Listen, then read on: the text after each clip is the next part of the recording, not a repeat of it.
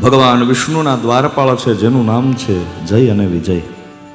સનત કુમારાના શાપને નિમિત્ત બનાવીને ધરતી ઉપર આવ્યા. એમાંથી એક સ્વરૂપ લઈને હિરણ્યાક્ષને તો ભગવાને ઉદ્ધાર્યો છે, પણ હિરણ્યકશિપુ હવે પોતાના ભાઈને વિષ્ણુએ માર્યો, એટલે એને દુશ્મન બનાવીને એની સાથે યુદ્ધ કરવાનું નક્કી કરે છે. બ્રહ્માજીનું તપ કરવા માટે એમ કહેવાય મંદરાચલ પર્વતની ગુફામાં જઈ 2 હાથ ઉર્ધ્વ બાહુ નભો દૃષ્ટિ પાદાંગુષ્ઠાશ્રિતાવની પાદાંગુષ્ઠાશ્રિતાવની. જમણા પગના અંગૂઠા ઉપર ઊભો છે, 2 હાથ ઊંચા છે, માથું આકાશમાં. ભગવાનને કહે બ્રહ્મણે નમઃ બ્રહ્મણે નમઃ બ્રહ્મણે નમઃ બ્રહ્મણે નમઃ. બ્રહ્માજીનું તપ કરતો હતો. એમાં એક પોપટ આવ્યો છે, ગાવા લાગ્યો નારાયણ નારાયણ શ્રીમન નારાયણ નારાયણ નારાયણ શ્રીમન નારાયણ નારાયણ નારાયણ શ્રીમન નારાયણ નારાયણ નારાયણ શ્રીમન નારાયણ નારાયણ નારાયણ શ્રીમન નારાયણ નારાયણ નારાયણ શ્રીમન નારાયણ નારાયણ નારાયણ શ્રીમન નારાયણ નારાયણ નારાયણ શ્રીમન નારાયણ નારાયણ નારાયણ શ્રીમન નારાયણ નારાયણ નારાયણ શ્રીમન નારાયણ. કાકરો લઈ અને પોપટને માર્યો. પોપટ ઉડી ગયો. વળી પાછું શરૂ કર્યું બ્રહ્મણે નમઃ બ્રહ્મણે નમઃ બ્રહ્મણે નમઃ બ્રહ્મણે નમઃ બ્રહ્મણે નમઃ. વળી પાછો પોપટ આવ્યો અને ગાવા લાગ્યો. શું ગાવા લાગ્યો? નારાયણ નારાયણ શ્રીમન નારાયણ નારાયણ નારાયણ શ્રીમન નારાયણ નારાયણ નારાયણ શ્રીમન નારાયણ નારાયણ નારાયણ શ્રીમન નારાયણ.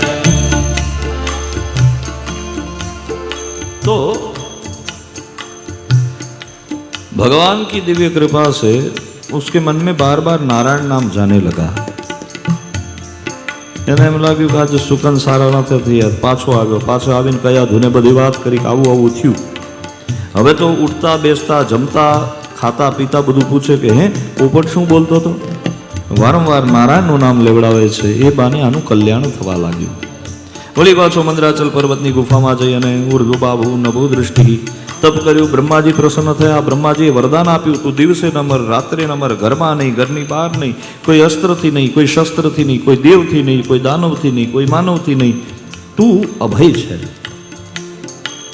પણ એક વાતની ખાસ ધ્યાન રાખજે, જે વસ્તુ બતાવી છે એથી બહાર કોઈ વસ્તુ હોવી જોઈએ નહીં. કોઈ વાંધો નહીં. આને તૈયાર થયું છે. જ્યાં આવે છે કાળો કેર વર્તાવ્યો છે બધા ઉપર, અને આ બાજુ એનો જ દીકરો પ્રહલાદ ભગવાનનું નામ ભજે છે. ષંડ અને અમર્ક એને રોકે છે પણ માનતા નથી. પ્રહલાદજી મહારાજને અગ્નિમાં નાખવાનો પ્રયાસ કર્યો, સર્પ દ્વારા મરાવવાનો પ્રયાસ કર્યો, અનેક અનેક યાતનાઓ આપી, પણ પ્રહલાદજી એકના બે ન થયા. એણે ભગવાનનું નામ ચાલુ રાખ્યું છે. ષંડ અને અમર્ક પ્રહલાદજી મહારાજને પાઠશાળામાં બધા વિદ્યાર્થીઓને સોંપીને જાય ને ષંડ અમર્ક ગયા એટલે વિદ્યાર્થીઓને પૂછે કે આપણે ભગવાનનું નામ લેવું? કોનું લેવું? કે ભગવાનનું. હાલો. હા, અને બધા ભગવાનનું નામ લે છે. ભજો ગોવિંદ ગોવિંદ ગોપાલા, ભજો ગોવિંદ ગોવિંદ ગોપાલા, ભજ મન ગોવિંદ ગોવિંદ ગોપાલા, ગોવિંદ ગોવિંદ ગોપાલા, ભજો મુરલી મનોહર નંદલાલ, ભજ મુરલી મનોહર નંદલાલા, ભજ મન મુરલી મનોહર નંદલાલ, ભજ મન મુરલી મનોહર નંદલાલા, ભજો ગોવિંદ ગોવિંદ ગોપાલા, ભજન ગોવિંદ ગોવિંદ ગોપાલા, ભજો ગોવિંદ ગોવિંદ ગોપાલા, ભજો ગોવિંદ ગોવિંદ ગોપાલા. તમારી તાળીઓનો અવાજ વૈકુંઠ સુધી જવો જોઈએ.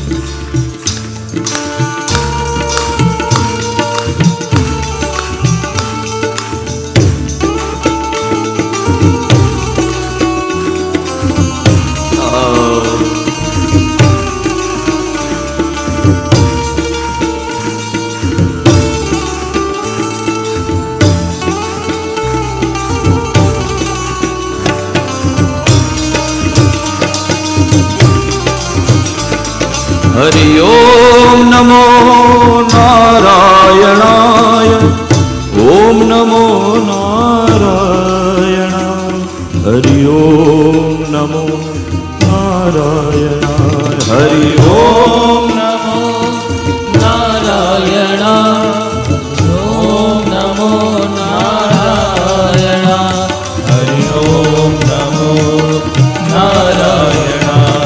હરિ ઓમ નમો નારાયણાય. ઓમ નમો નારાયણાય. હરિ ઓમ નમો નારાયણાય. હરિ ઓમ નમો નારાયણાય. ઓમ નમો નારાયણાય. હરિ ઓમ નમો નારાયણાય.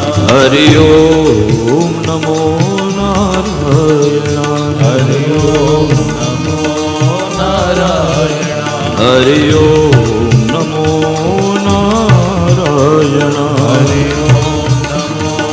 નારાયણાય. હરિ ઓમ નમો નારાયણાય. હરિ ઓમ નમો નારાયણાય. અનેક અનેક યાતનામાં આપવામાં આવી પણ પ્રહલાદજી મહારાજ ડગ્યા નહીં.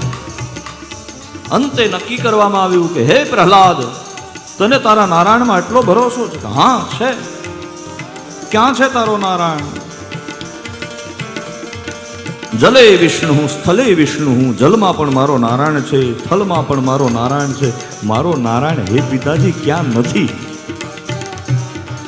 એમ આ થાંભલામાં તારો નારાયણ ખરો?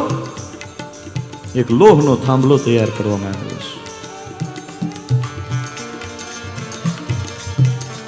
થાંભલાની સામે જોયું, લોખંડનો થાંભલો. કે હા, જે ભગવાન કીડીમાં ને હાથીમાં હોય એ આ થાંભલામાં ન હોય. સ્તંભને એમ કહેવાય છે ગરમ કરવામાં આવ્યો લાલ ચોળ. બોલે તારો ભગવાન જો આની અંદર હોય તો આ થાંભલાને ભેટી જા. નાનકડા એવા પ્રહલાદ, 5 વર્ષની ઉંમર છે, ધ્રુજવા લાગ્યા છે અને લોહનો થાંભલો